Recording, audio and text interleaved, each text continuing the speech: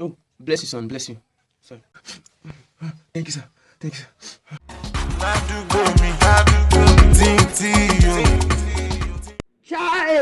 Bless you, son. Bless you. Sorry. Thank you, sir.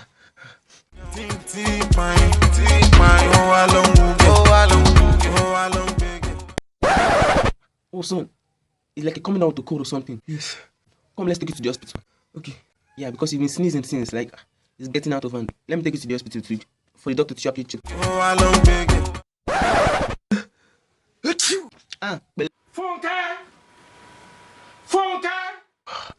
Thank you, sir.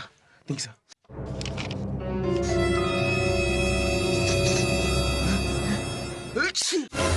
Sorry. Bless you. Bele, sugar. Bele. Thank you, sir. Thank you, sir.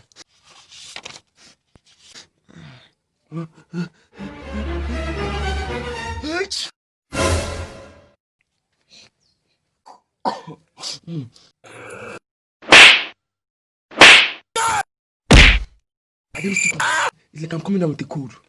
Shut up, Joe. Why will you not come down with school? We are always pressing phone. Will you keep quiet? Can't watch you play for me, Joe. Rodie. Be any motto. Don't sing. Since all the time. No jukota o nigbo. O ti ki wole pe soti. Let me jiki kodo uncle and you pressing phone. Hey! I hear me. Get out of my sight. Nonsense. Check your papa. I love for boy.